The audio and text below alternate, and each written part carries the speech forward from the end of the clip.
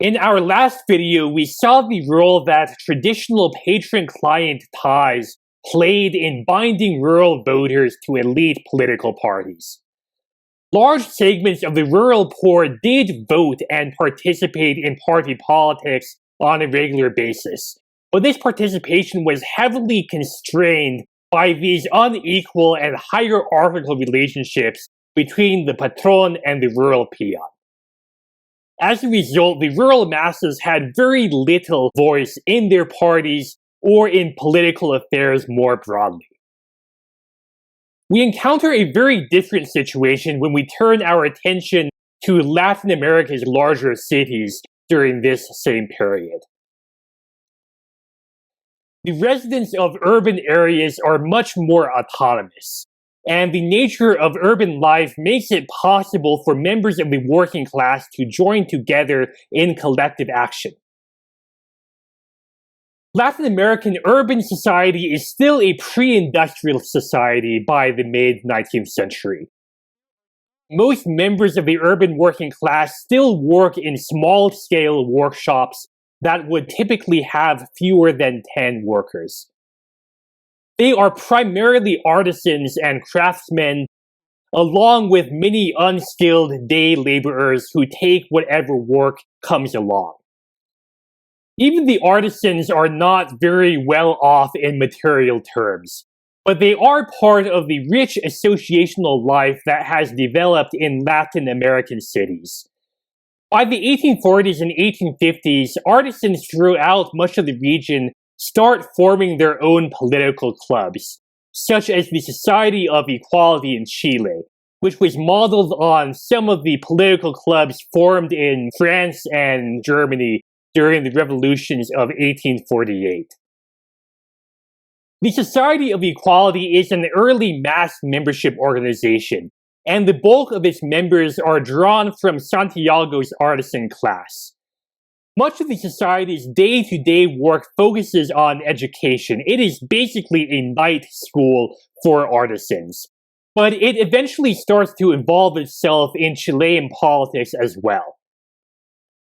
As Chile's 1851 election approaches, the society mobilizes its members into a large street demonstration on Santiago's main street, the Alameda, in order to protest the Conservative Party's presidential candidate. This demonstration and similar incidents in other cities eventually leads Chile's conservative government to crack down and ban the Society of Equality. But the social networks that the society helped form between the urban artisans and liberal activists remained active after the society's destruction. And many of the society's former members participate in a revolutionary uprising against the conservative government in late 1851. Later on in the 19th century, the urban artisan class will construct some of the region's first labor organizations, such as mutual aid societies that join together artisans in the same line of work and provide them with a sort of insurance against economic hardship. Latin America's elite political parties recognize the political potential of these urban organizations, and many of them will work hard to win them over and co-opt them into their parties. For example, during the 1870s, Ecuador's liberal and conservative parties both sponsor their own network of urban workers' organizations in an attempt to mobilize the artisans into their parties. Elite parties are especially interested in using the artisans as organizers and muscle during election campaigns. In some countries during the 19th century, parties would hire a group of artisans to protect their voters on the way to their polls, or to participate in street fights against artisans from the other party for control over the polling places. Some opposition parties also attempt to mobilize the urban working class into their partisan revolutions that seek to overthrow the current government. The most successful instance of cooperation between a 19th century elite party and urban popular organizations was the unusually long-term relationship between Colombia's Liberal Party and a type of organization known as the Democratic Societies. In the 1849 presidential election, the governing Conservative Party fails to unite behind a single candidate. And this offers the opposition Liberal Party a rare opportunity to win the presidency through an election. And most of the Liberals coalesce behind the candidacy of the army officer José Hilario López. In order to boost his electoral chances, López goes out of his way to court the support of Colombia's urban artisans by promising to enact various economic and social policies that would benefit the urban working class. The artisans support López's campaign by founding a network of political clubs called Democratic Societies. By the end of this campaign, these democratic societies appear all over Colombia, not only in large cities like Bogotá and Cali, but also in many of the smaller towns throughout the northwestern half of the country where most of Colombia's population lives. The Liberal candidate López eventually triumphs in the 1849 election with around 43% of the vote. So far, these democratic societies have helped bring about one of the only opposition electoral victories in mid-19th century Latin America. However, the truly extraordinary thing happens after López takes office. The Liberal leadership probably intended the democratic societies to be a short-term electoral organization that would dissolve themselves as soon as the election was over. But instead, many of the democratic societies remain active and mobilized throughout López's term in office. And the artisan activists use these organizations to pressure and lobby López's government in an attempt to ensure that López follows through on his campaign promises. Even more remarkably, López is eventually forced to make some major policy concessions to the democratic societies. And in this way, these artisan-run political clubs enter into a long-term relationship with the Liberal Party leadership. This relationship is a purely informal one. The democratic societies are not official local branches of the Liberal Party because the Liberal Party is not really an organization by this point in history. The Liberal Party is really just a network of politicians and elites who are bound together by a set of ideals and a shared political identity. But this network has now expanded to encompass these urban popular organizations as well. Liberal leaders and politicians learn that they can count on the democratic societies for support in future elections, and the societies learn that they can make demands on liberal politicians in office, and many of these urban activists start to see themselves as part of the broader liberal political party. The democratic societies have a fairly sophisticated set of policy demands that often cut against the interests of the Liberal Party's elite. The societies call for protective tariffs because in 19th century urban artisans' worst nightmare is that the market for their craft might be flooded with a bunch of cheap manufactured goods from Europe. They also call for the elimination of commercial monopolies and the elimination of Colombia's consumption tax. The democratic societies in some of the smaller towns also call for a redistribution of land to independent farmers. But the really big issue for many of the democratic societies is the abolition of slavery. The abolition of slavery had been one of the biggest broken promises of Colombia's War of Independence. Both the Patriots and the Royalists had promised to end slavery if they won the war. But once the war was over and the time came to draw up the Constitution of Gran Colombia, the patriots largely backtracked on this promise. And instead of abolishing slavery outright, they settled for a half measure known as the Law of Free Birth.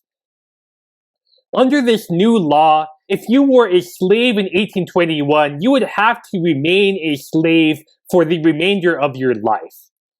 Your children would technically be born free, but they would have to live their childhoods on the parents' plantation and perform labor for the parents' master until their 18th birthday. After turning 18, the freedmen would then be required to serve as an apprentice or contract worker for the next 7 years before they would finally become fully free citizens.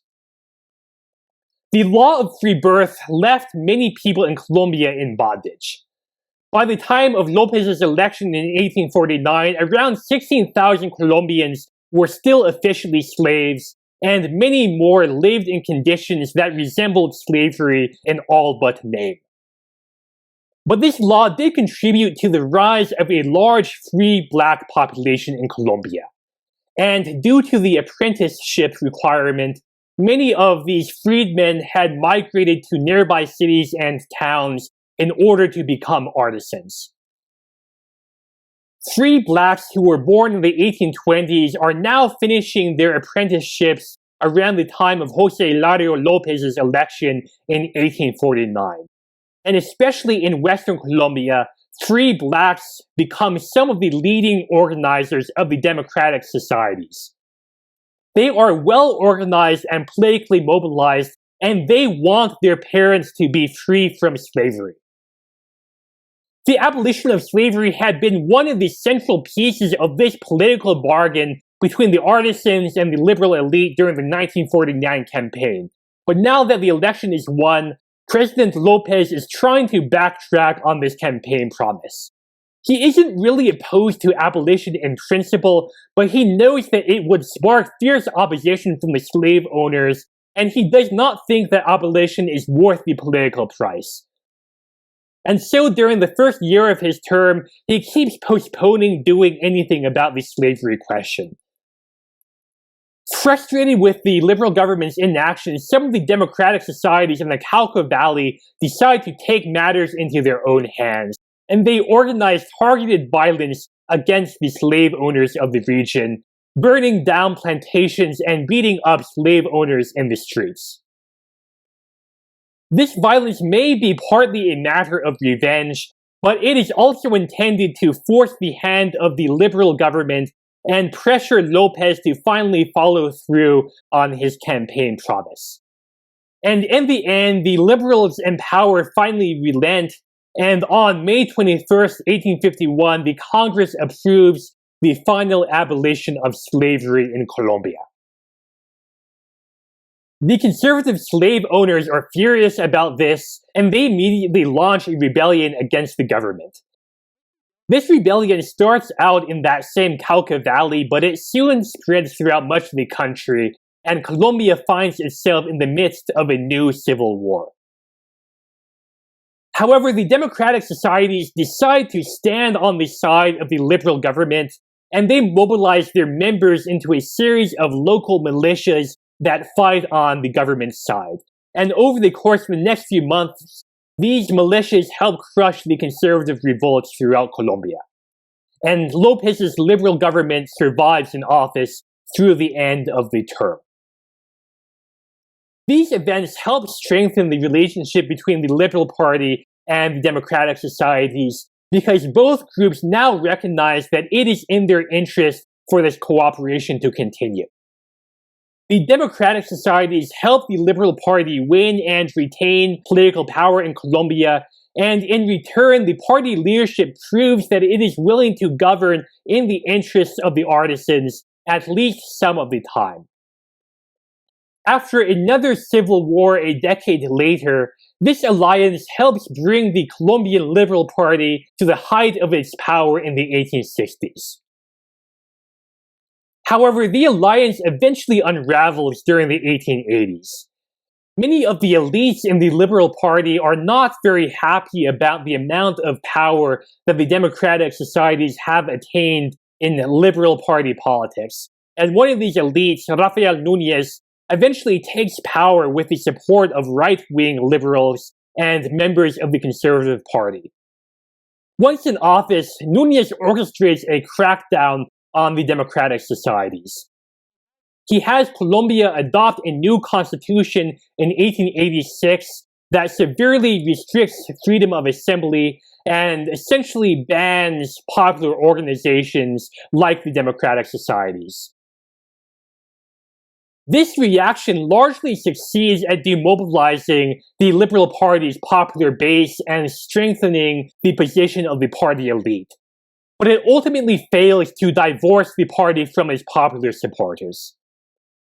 By this time, much of Colombia's urban working class has come to see the Liberal Party as their own political party, and they will eventually fight to reclaim the party from men like Núñez.